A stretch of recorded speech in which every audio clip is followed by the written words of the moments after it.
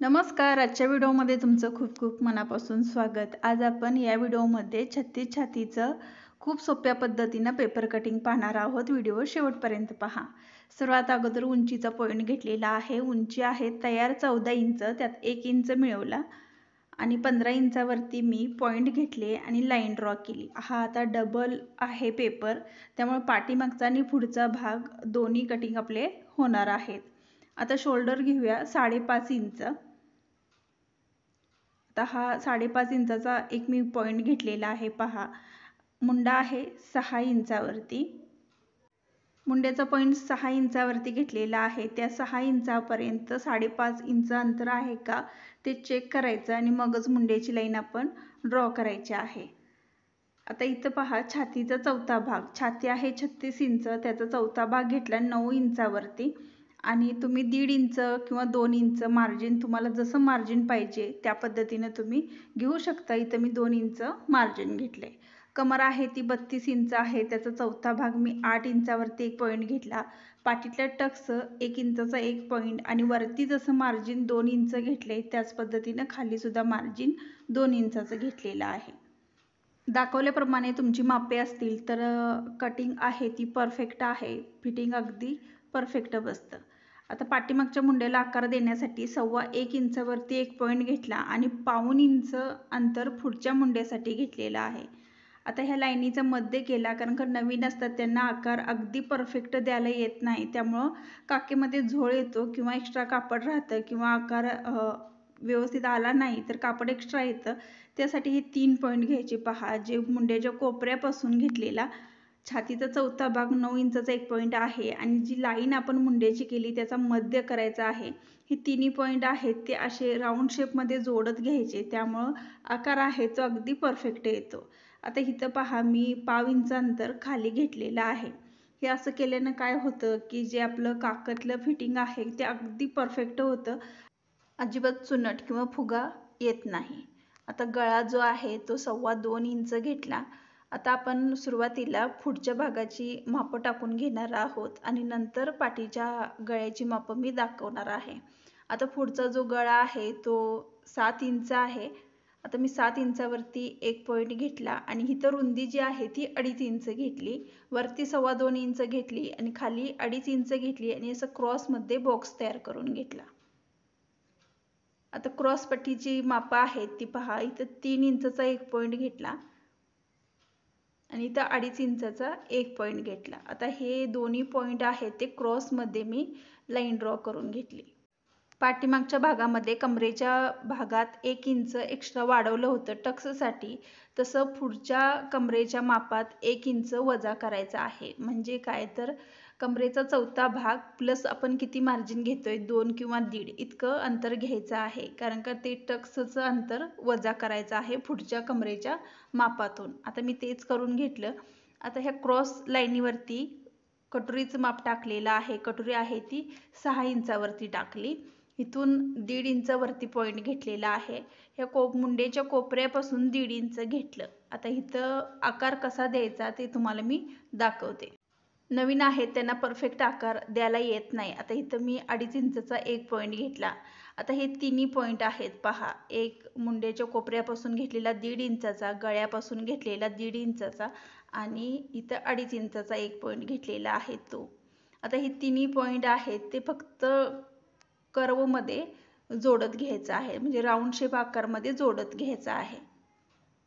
असं सुद्धा तुम्ही करू शकता किंवा तुम्ही लाईन मारू शकता. आता इथं मी पहा, ही अशी लाईन ड्रॉ करून घेतली आणि ह्या कोपऱ्यापासून फक्त असा कर्वमध्ये आकार देऊन घेतला. अगदी परफेक्ट असा कटोरीला आकार येतो आणि फिटिंगला अगदी परफेक्ट बसते. आता गळ्याकडच्या साईडला राऊंड शेप असा आकार देऊन घ्यायचा आहे. खूप सोप्या पद्धतीनं मी तुम्हाला ही मापं दाखवलेली आहे आणि अगदी परफेक्ट आहे. आता जसं ड्रॉइंग केलंय त्या पद्धतीनं कटिंग करून घेऊया. सर्वात अगोदर पाठीच्या भागाची कटिंग करून घेऊया. आता पाठीचा मुंडा कट केला आणि मधून हे 2 भाग आहेत ते वेगवेगळे करून घेऊया. पुढच्या भागाची दाखवल्याप्रमाणे कटिंग करा. अगदी सोपी पद्धत आहे आणि फिटिंगला अगदी हे माप परफेक्ट आहे. तुम्ही ह्याच्यामध्ये उंची कमी जास्त करून घेऊ शकता किंवा पाठीच्या गळ्याची उंची आणि पुढच्या गळ्याची उंची सुद्धा कमी जास्त करू शकता. आता इथं आपली साईड कटोरी आणि कटोरी रब कटोरी निघलेली आहे आणि क्रॉस पट्टी निघलेली आहे. ते आपण वाढीव अंतर पुढं पाहणारच आहोत. आता पाठीच्या गळ्याची उंची आणि रुंदी सांगते. पुढील भागासाठी गळा रुंदी 2 इंच घेतली होती. तशीच पाठीच्या भागासाठी गळा रुंदी 2 इंच, गळा उंची आहे ती 10 इंच घेतली आणि पाठीत आहे ते 2.5 इंच रुंदी घेऊन क्रॉसमध्ये बॉक्स तयार करून घेतला. आता तुम्ही तुमच्या आवडीप्रमाणे इथं आकार देऊन घेऊ शकता. कोपऱ्यापासून 1.5 इंच पॉईंट घेतला आणि राऊंड शेप असा आकार देऊन घेतलेला आहे. आता टक्सचं अंतर सांगते. 4.5 इंच बंद बाजूकडून घेतलेला आहे पहा, म्हणजे गळ्याकडून, आणि उंची घेतलेली आहे ती 4 इंच घेतली टक्सची उंची. दोन्ही साईडला अर्धा इंच मार्जिन घेतलेला आहे टक्सची माप. आता हे जे अंतर आहे 1 इंच ते आपण पाठीत कमरेचं माप टाकताना टाकलेलं आहे.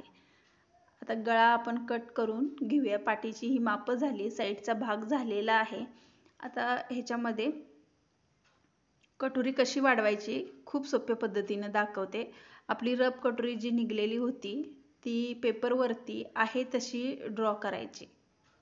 चारही साईडून पहा, जसं दाखवल्याप्रमाणे ड्रॉ करून घ्या. आता दोन्ही साईडला 1.5 इंच अंतर वाढवून घ्यायचं आहे. आता ही लाईन जी आहे ह्या लाईनीचा मध्य करायचा आहे आणि मध्यावरती पॉईंट घ्यायचा आणि त्या पॉईंटपासून खाली 1.5 इंच अंतर घ्यायचं आहे. आता सरळ लाईन ड्रॉ करून घेतली 1.5 इंच अंतरावरती आणि हे पॉईंट आहेत ते असे क्रॉसमध्ये जोडून घ्यायचे आहेत.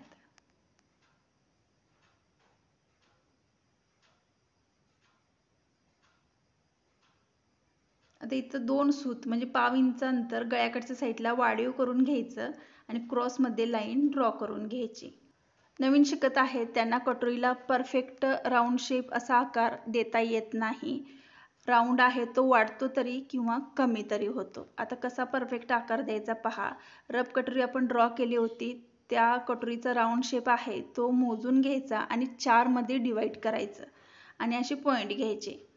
आता वरचा गळ्याकडचा पॉईंट आहे तो अर्धा इंच, हा 2 नंबरचा आहे तो 1.5 इंच, 3 नंबरचा आहे तो 1 इंचावरती आणि 4 नंबरचा आहे तो 1.25 इंचावरती आणि खालचा आपण आले घेतलेला होता वाढीव अंतर 1.5 इंच. असे परफेक्ट पॉईंट आहेत. हे फक्त पॉईंट आहेत ते गोलाकारमध्ये जोडत जायचं आहे. अगदी परफेक्ट कटोरीला शेप येतो आणि आकार येतो. परफेक्ट अशी फिटिंग आपल्याला बसते. ड्रॉइंग केले त्या पद्धतीनं कटिंग करा. आता एकामेकावर टोको घेऊन मध्य सेंटर केला पहा. मध्यापासून 1.5 इंच अंतर घ्यायचं आहे आणि वरती क्रॉसमध्ये 2.5 इंच किंवा 2.25 इंच हे 2 पॉईंट घेऊ शकता तुम्ही आणि टक्स शिलाई करून घेतली तरी चालेल. आता तुम्हाला मी इथं कटोरीचा आकार आणि पफसुद्धा दाखवते पहा. खूप छान आपला आकार आलेला आहे. तुम्ही कोणत्याही पद्धतीची कटोरी या राऊंड शेपची मापं घेऊन काढू शकता. आता इथं क्रॉसपट्टी सांगते तुम्हाला. अर्धा इंच क्रॉसपट्टीमध्ये वाढीव अंतर घ्यायचं असतं. आता मगाशी 2.5 इंच घेतलं होतं त्या ठिकाणी 3 इंच घ्या आणि जिथं 3 इंच घेतलं होतं तिथं 3.5 इंच घ्यायचं आहे. म्हणजे अर्धा इंच वाढीव अंतर करून घ्यायचं आहे. तर इथं पहा मी सरळ इथंपर्यंत लाईन ड्रॉ करून घेतली आणि अशी क्रॉसमध्ये आकार देऊन घेतलेला आहे क्रॉसपट्टीला. क्रॉसपट्टी आहे ती कटिंग करून घ्या. मी डायरेक्ट कपड्यावरतीच क्रॉसपट्टी काढत असते पण तुम्हाला समजावं यासाठी पेपर कटिंगसुद्धा दाखवलेली आहे. आता पुढचा भाग पाठीचा भाग आपला कटिंग झालेला आहे. बाही जी आहे ती डायरेक्ट मी अस्तरवरती दाखवते. हा ब्लाऊज पीस आहे, कस्टमरचंच हे माप आहे आणि 36 छातीचा ब्लाऊज आहे त्यामुळे त्याची कटिंग मी तुमच्याशी शेअर केलेली आहे.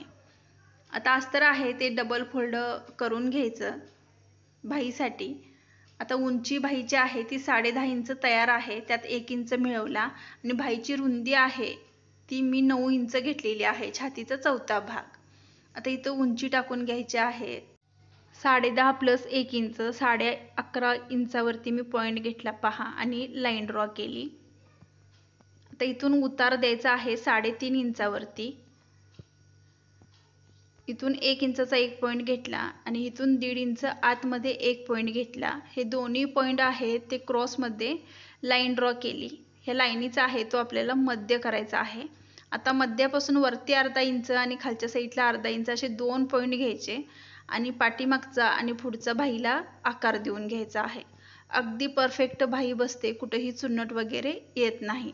तुमचा किती दंडगेर आहे ते तुम्ही घेऊ शकता आणि 1.5 इंच 2 इंच मार्जिन. आता जसं ड्रॉइंग केलंय त्या पद्धतीनं कटिंग करून घ्या. भाईची सुद्धा अगदी सोपी कटिंग दाखवलेली आहे. कटोरी ब्लाऊज जो आहे तो कसा स्टिच करायचा खूप सोपी पद्धत मी दाखवलेली आहे. त्याची लिंक जी आहे ती डिस्क्रिप्शन बॉक्समध्ये देते. तो व्हिडिओ पाहून तुम्ही कुठलाही कटोरी ब्लाऊज स्टिच करू शकता आणि सोपी पद्धत आहे. लास्टला तुम्हाला हा ब्लाऊज कसा झाला तो सुद्धा पाहायला भेटणार आहे. त्यामुळे व्हिडिओ जो आहे तो शेवटपर्यंत पहा. आता आपलं पेपर पॅटर्न आहे ते अस्तरवरती ठेवते. पाठीमागचा आणि पुढचा भाग मी कटिंग करून घेते. आणि तुम्हाला हा व्हिडिओ सोपा वाटला असेल, आवडला असेल तर तुम्ही चॅनेलला सबस्क्राईब करा, व्हिडिओला लाईक करा आणि शेअरसुद्धा करा. कारण का खूप सोपी पद्धत मी तुम्हाला दाखवलेली आहे.